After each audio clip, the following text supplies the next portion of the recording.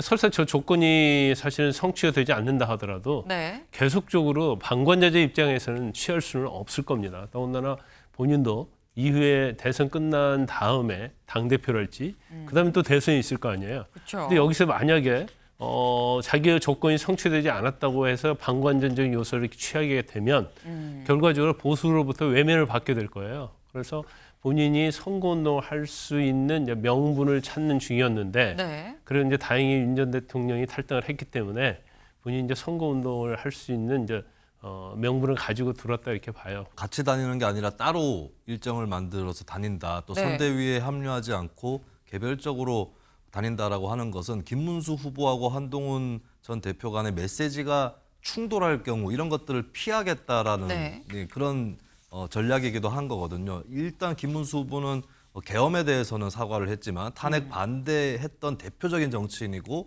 지금도 그 입장에는 변함이 없고 사실 네. 어제 TV 토론에서도 다시 한번 드러났다고 봐야 되는 거거든요. 그렇다면 한동훈 전 대표하고는 좁힐 수 없는 괴리가 분명히 있는 것이죠. 그런 상황에서 김문수 후보가 어떤 발언을 할지 한동훈 전 대표가 다 캐치할 수도 없는 그런 상황이고 그렇다면은 자칫하면 이제 선거 운동을 하다가 둘이 같은 장소에서 사뭇 다른 메시지를 낼 위험이 있습니다. 네.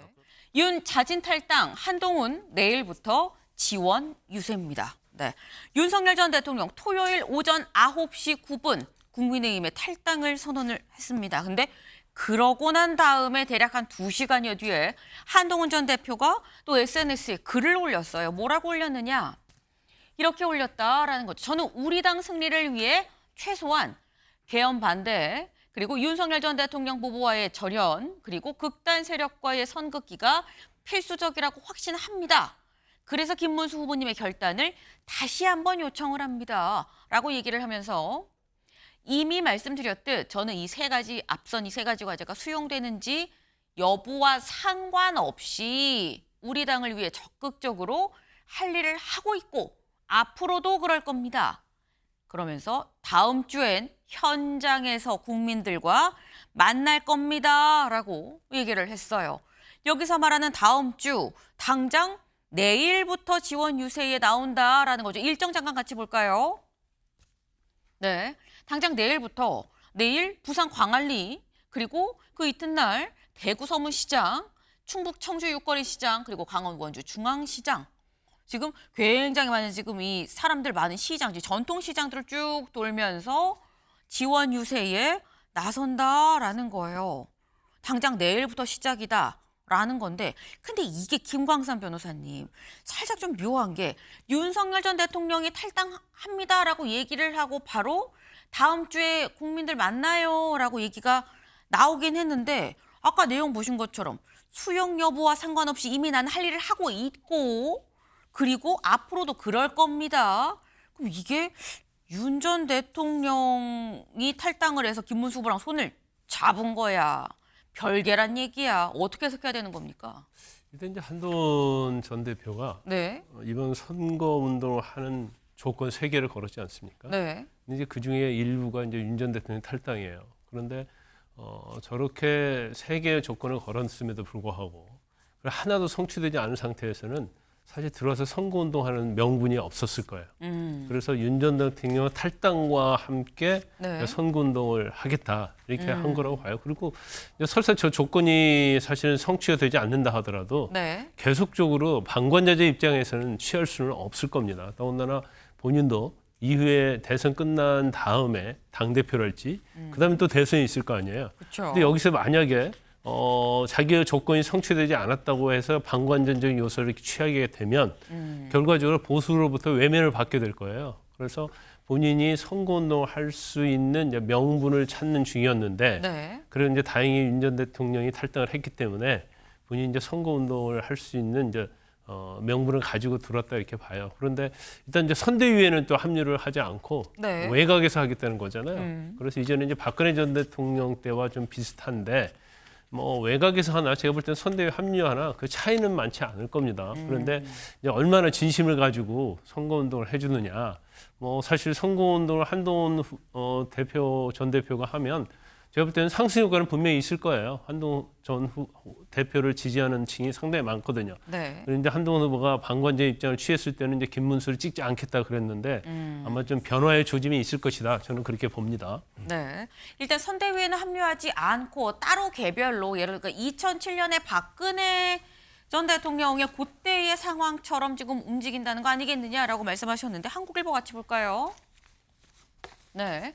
한동훈 20일 김지원 유세 시작. 박근혜처럼 개별 행보하는 거다. 2007년 대선 때 이명박 당시 후보를 지원했었던 것처럼 선대위에 뭐 따로 들어가는 게 아니라 그냥 따로 개별로 움직이는 그런 형태를 좀 취하는 것 같다라는 겁니다.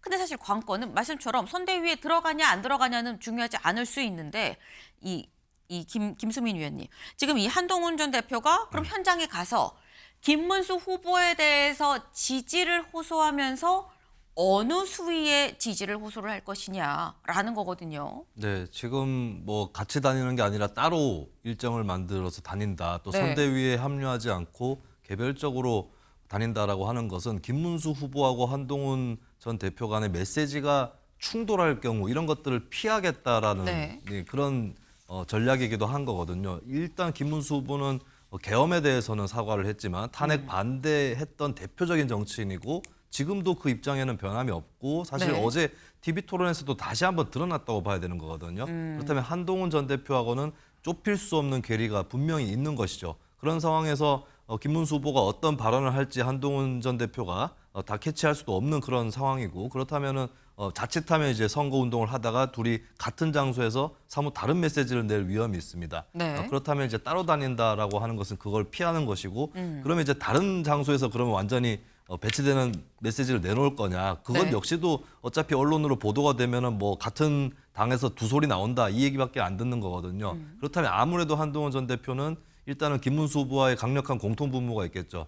민주당 이재명 후보에 대해서 대적한다라고 하는 개념. 그래서 한동훈 전 대표는 어떤 김문수 후보의 그런 입장과는 조금 별개로 혹은 이제 김문수 후보보다 더 내가 이재명 후보에 대한 네거티브는 내가 하겠다. 약간 이런 기조로 갈 가능성이 상당히 높다. 아하. 이렇게 볼 수가 있겠습니다. 근데 이제 네. 마지막 관건은 그러면은 이제 같은 당이지만 기류를 달리 해왔던 두 사람이 다른 장소에서나마 좀 결합하는 그런 효과를 낼 건가 네. 혹은 김문수 후보의 부족한 점을 한동훈 전 대표가 메워줄 건가 이 부분일 텐데 근데 사실 총선이라면 그게 가능할 수 있어요. 네. 근데 대선은 결국 후보 중심이고 네. 국민들이 다 후보를 보고 있거든요. 그렇다면 한동훈 전 대표의 보완 이런 효과는 저는 상당히 약할 것이라고 봅니다. 지금 약간 좀 이 상반되는 두 말씀을 하셨어요. 한동훈 전 대표가 움직이면 그래도 좀 뭔가 상승 효과가 있지 않겠느냐. 아니다. 이게 총선이 아니라 대선이기 때문에 후보 중심으로 보고 다 모두를 후보로 보고 있기 때문에 한동훈 전 대표가 뭐라고 얘기를 해도 이게 그다지 먹히긴 쉽지 않다라는 말씀을 하셨는데 사실 여기서는 의문 또 이런 거예요. 따로 움직인다고 했지만 김문수 후보 입장에선 한동훈 전 대표와 같이 손잡고 만세! 여러분 김문수와 한동훈이 왔습니다. 라고 하는 걸 보여주고 싶을 텐데 김광삼 변호사님, 김문수 후보가 한동훈 후보가 유세하는 현장으로 간다면 합동 유세 가능할까요? 근데 그건 한동훈 후보의 판단에 따라 달라질 것 같아요. 그렇죠. 그런데 지금 아까 우리 김수민 평론가에서 이제 말씀하신 것 중에 이제 상승 효과에 대해서 말씀하셨는데 이것은 일단 보수가 단일 대우 형성이 안 돼 있죠. 그래서 한동훈 후보가 선대위가 됐건 아니면 선거운동을 해주는 것 자체는 사실은 이제 보수의 단일 대우를 형성하는 데 있어서 도움이 되는 거야. 그러니까 이제 중도층이랄지 그밖에 어떤 부정적 층을 끌어들이는 게 아니고 보수를 단일화시키고 결집하는 데서는 이제 충분히 도움이 된다 이렇게 할 수가 있고. 그런데 김문수 후보가요, 이제 한동훈 후보가 적극적으로 같이 손잡고 유세를 하려고 하면 네. 또 하나의 명분을 줘야 하는 거예요. 그러면 김문수 후보는 어떻게 보면 지난 경선 과정에서도 사실은 단일화하겠다고 해놓고 안 했잖아요. 네. 근데 그러면 그 정도 이상의 뭔가를 보여줘야 한다는 거죠. 그러면 지금 뭐 윤 전 대통령 이미 탈당했잖아요. 그럼 계엄은 반대했는데 탄핵은 아니 계엄은 반대했는데 탄핵은 잘못됐다. 이건 네. 서로 충돌한다고 볼 수밖에 없어요. 네. 계엄이 잘못됐으면 당연히 탄핵을 당하는 게 맞죠. 그건 김문수 후보의 제가 볼 때는 딜레마가 모순이고 지금 뭔가 전 대통령 의리 이런 게 신의 이게 중요한 게 아니고 국민이 어떻게 생각하는 게 중요하거든요. 그럼 당연히 탄핵에 대해서도 입장 변화가 있어야 한다. 그러면서 지금 보수 내에서도 탄핵에 찬성했던 사람들도 다 보수로 끌어들여야 하고 네. 그다음에 중도층에서도 사실은 끌어낼 수 있는 여지를 만들 수 있는 게 바로 탄핵 찬성이다 이렇게 보거든요. 그래서 그 입장 변화는 만약에 한다고 한다면 저는 빠를수록 좋다 이렇게 봅니다. 네. 설령 한 장소에서 김문수 후보가 한동훈 후보를 찾아간다고 해도 같이 합동 인사를 하느냐 마느냐는 사실 지금 이제 공이 한동훈 후보한테 와 있다라고 봐야 되는 건데 과연 한동훈 후보가 같이 할 것이냐, 김문수 후보의 입장 변화가 있지 않는 한은 쉽지 않다고 나는 본다라고 말씀을 지금 하셨어요. 네.